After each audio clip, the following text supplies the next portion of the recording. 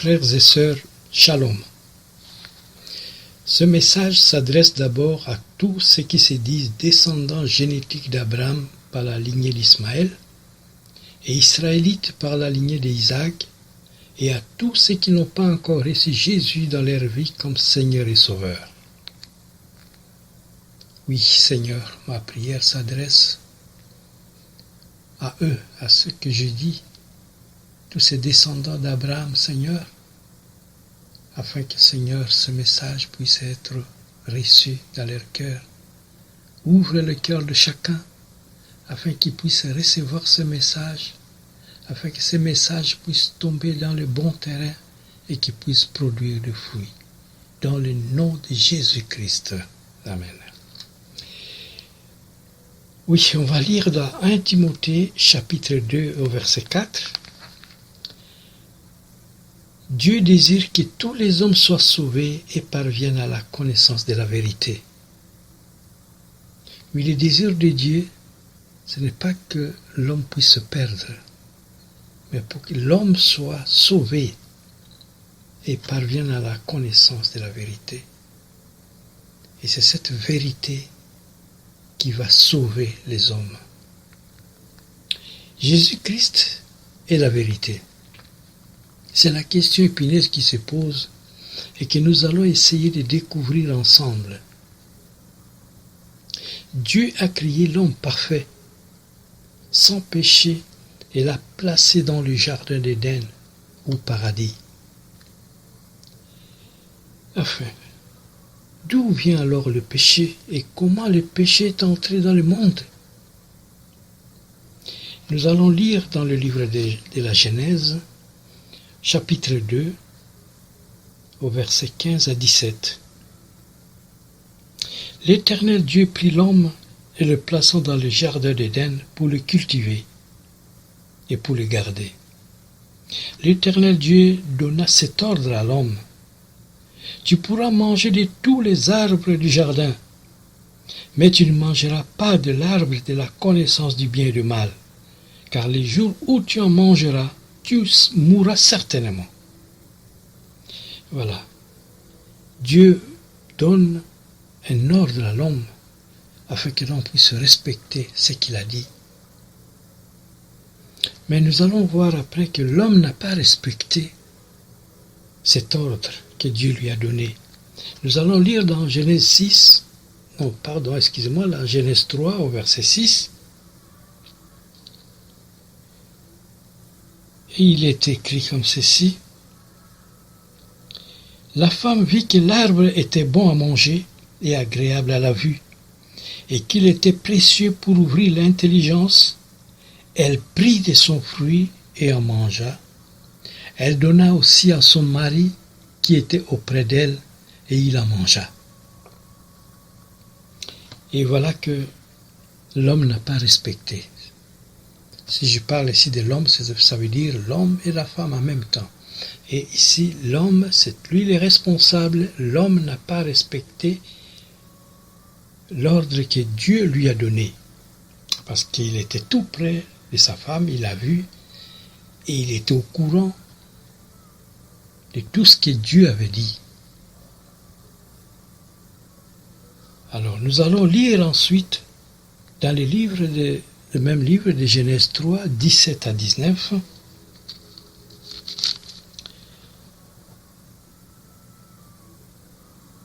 Il dit à l'homme: puisque tu as écouté la voix de ta femme et que tu as mangé de l'arbre au sujet duquel je t'avais donné cet ordre, tu n'en mangeras point, le sort sera maudit à cause de toi.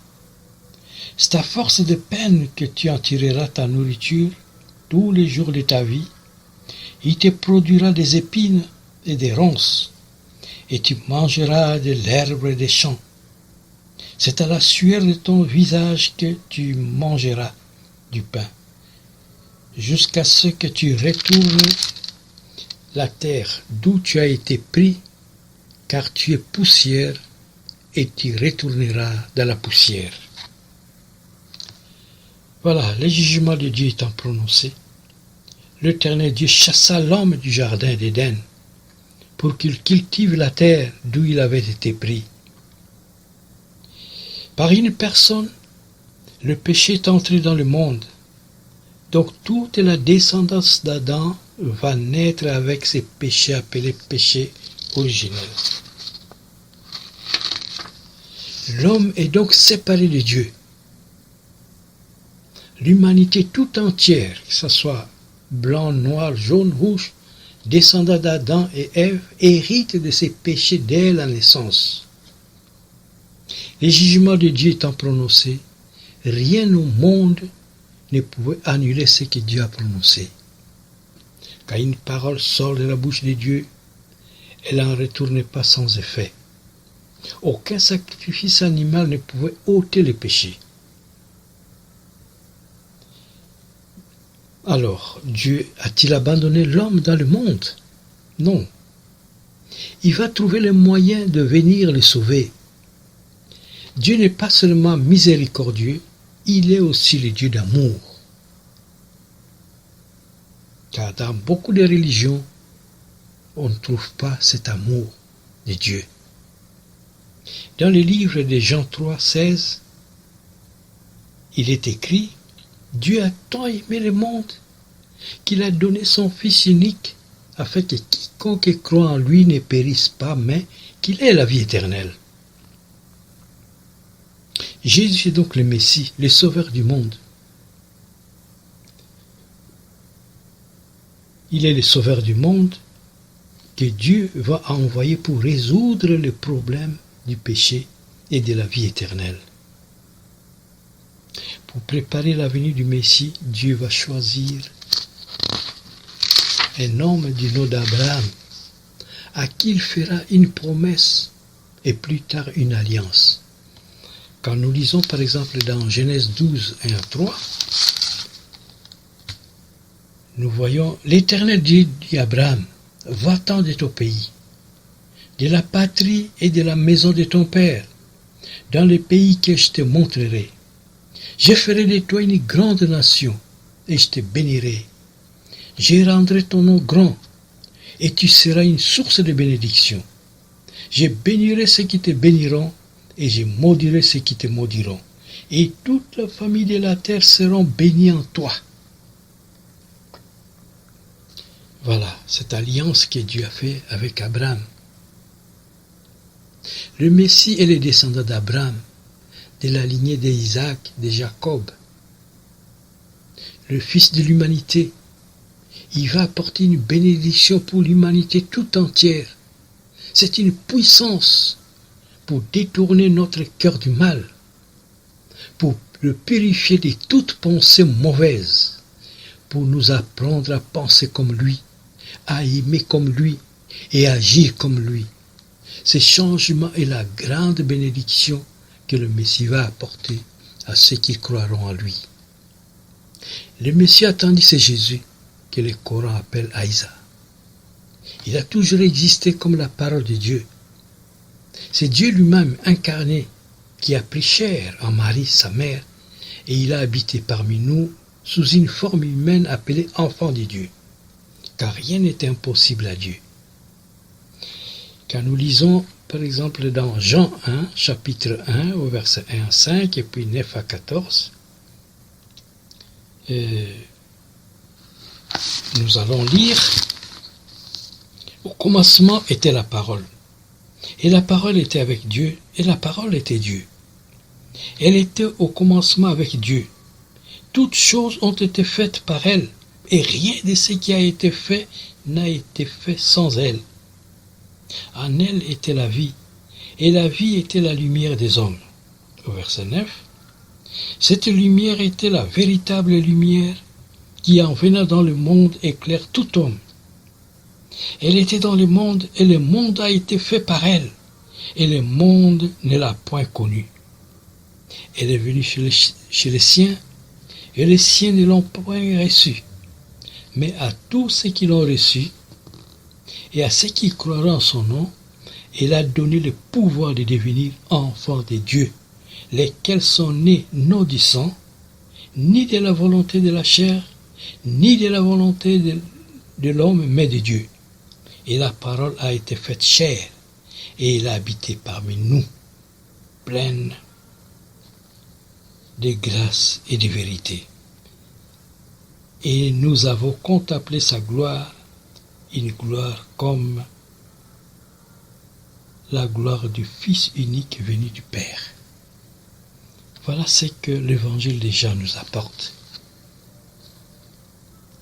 Dieu est esprit. C'est spirituellement qu'il faut comprendre quand on dit enfant de Dieu, et non comme les enfants biologiques que les enfants avec leurs femmes. Le Messie doit en effet vaincre l'ennemi de Dieu dans notre condition humaine. Le Messie doit devenir notre exemple afin que nous ayons la foi, le pouvoir de résister à la tentation. Alors, maintenant on va voir les prophéties de l'Ancien Testament accomplies en Jésus-Christ. Donc les prophéties qui ont été annoncées des années, des siècles avant la venue de Jésus et qui s'est accomplie en Jésus-Christ dans le Nouveau Testament, dans les évangiles. Dans le livre de la Genèse, chapitre 3, de 14 à 16, où Dieu lui-même parle de la postérité de la femme. Il dit ceci: « Je mettrai une inimitié entre toi et la femme, entre ta postérité et la postérité et sa postérité. Celle-ci t'écrasera la tête et tu lui blesseras les talons. » Voilà. Dieu lui-même donne cette, depuis la Genèse, quand il donne son jugement contre les serpents. La postérité de la femme, ça veut dire, c'est le Messie lui-même, c'est l'Église de Dieu. C'est Jésus qui est la tête de l'Église. C'est lui qui va écraser la tête du serpent. Ça veut dire le diable, l'ennemi de Dieu. Nous allons voir le deuxième prophétie accomplie que Moïse a dit. C'est Moïse qui parle de notre prophète que Dieu va susciter dans Deutéronome chapitre 18, versets 15 à 17. « L'Éternel ton Dieu te suscitera du milieu de toi, d'entre tes frères, un prophète comme moi. Vous l'écouterez.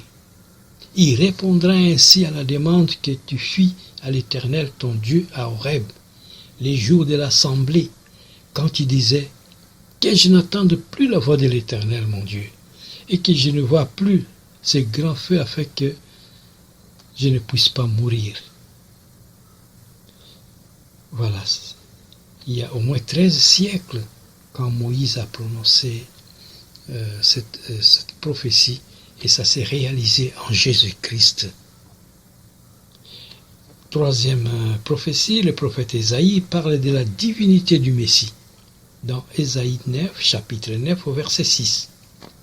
Je lis: « Car un enfant vous est né, un fils vous est donné, et la domination reposera sur son épaule.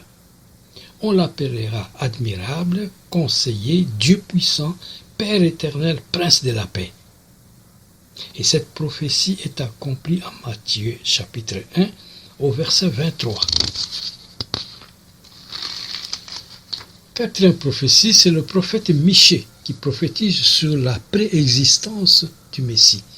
En Michée chapitre 5 au verset 2, je lis: « Et toi, Bethléem Ephrata, petite entre les milliers de Juda, de toi sortira pour moi celui qui dominera sur Israël, et dont l'origine remonte au temps ancien, au jour de l'éternité. » Cette prophétie va s'accomplir en Matthieu chapitre 2, versets 3 à 6. Si vous avez votre Bible, vous pouvez chercher là-dessus pour voir cette réalisation, cet accomplissement de la prophétie, le prophète Michée. On revient encore au prophète Ésaïe, qui prophétise sur la naissance virginale. Ésaïe chapitre 7 au verset 14. « C'est pourquoi le Seigneur lui-même vous donnera un signe. Voici la jeune fille deviendra enceinte. Elle enfantera un fils et elle lui donnera le nom d'Emmanuel. Ça veut dire Dieu avec nous.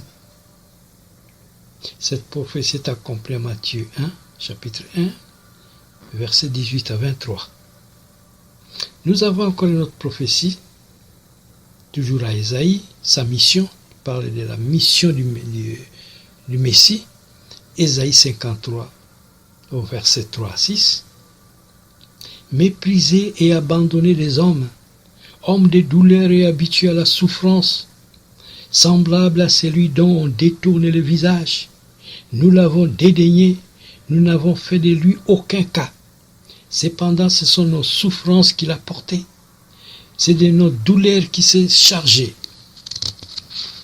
Et nous l'avons considéré comme puni, frappé de Dieu et humilié. Mais il était blessé pour nos péchés, brisé pour nos iniquités. Le châtiment qui nous donne la paix est tombé sur lui. Et c'est par ses meurtrissures que nous sommes guéris. Cette prophétie s'est réalisée en Matthieu 27. Il y a encore sa mise au tombeau, toujours le même prophète Ésaïe qui prophétise, Ésaïe 53, au verset 9, et qui s'est accompli en Matthieu 27. Il y a aussi sa résurrection, psaume 16, qui s'est accompli en acte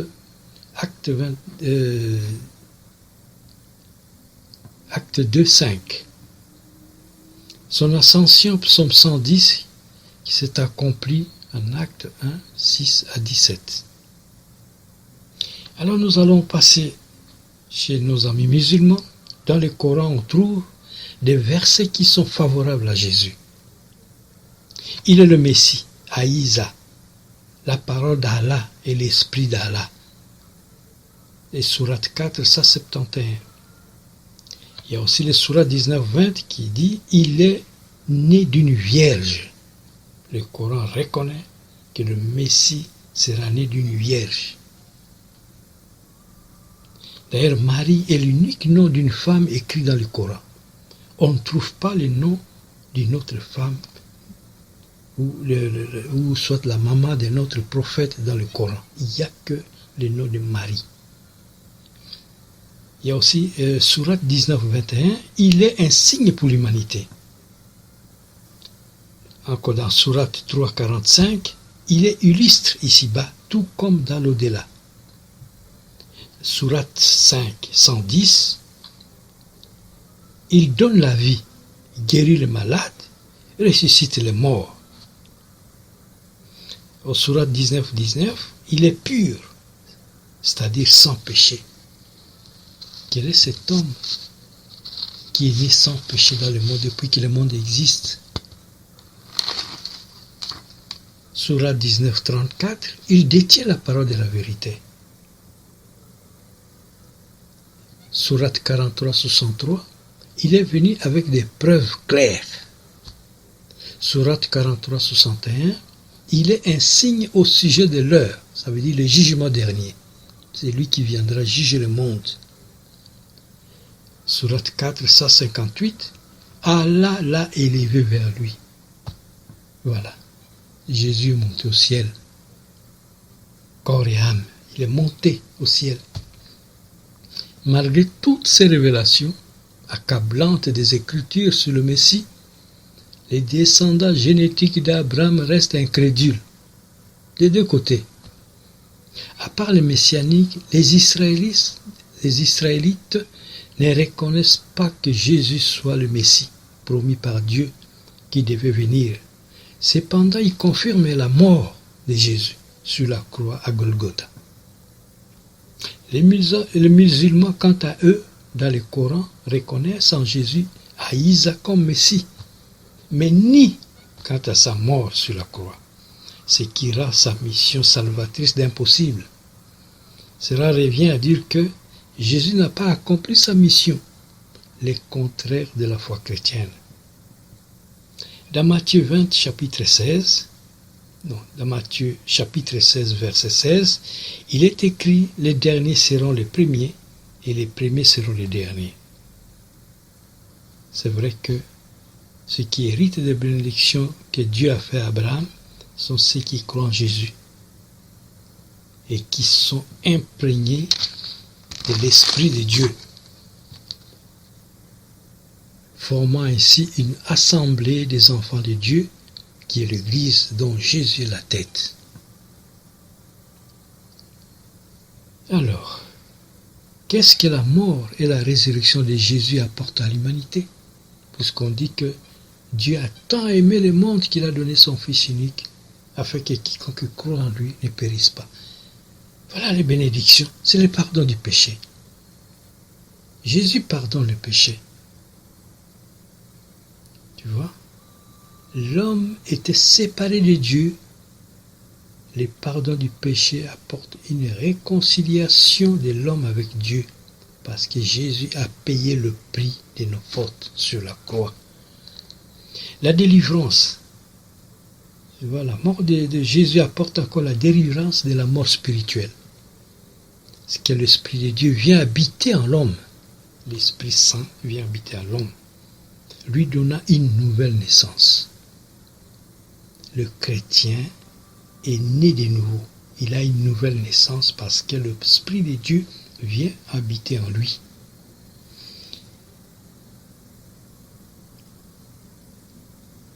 Et la mort donne encore la justification. On devient juste devant Dieu. Tous nos péchés sont effacés parce que Jésus a payé la rançon par son sang. Il a payé ce qui nous condamnait. Jésus l'a payé sur la croix. La mort et la résurrection de Jésus apportent encore l'espérance et la vie éternelle. Alors ne cherchez pas à gauche, à droite. Si vous voulez aller au ciel, la mort de Jésus apporte l'espérance et la vie éternelle. Tu crois en lui, tu vas au ciel. Tu crois en lui, tu as la vie éternelle. Ça apporte encore une relation de père en fils. On devient des enfants de Dieu. Alors, une question va se poser. Jésus revient, puisque même le Coran l'a reconnu. Le jugement dernier, Jésus va revenir bientôt. Que faut-il faire pour aller au paradis et avoir une vie éternelle? Dans Actes chapitre 4, verset 12, il est écrit « Il n'y a le salut en aucun autre, car il n'y a sous le soleil aucun autre nom qui ait été donné parmi les hommes par lesquels nous devrions être sauvés. »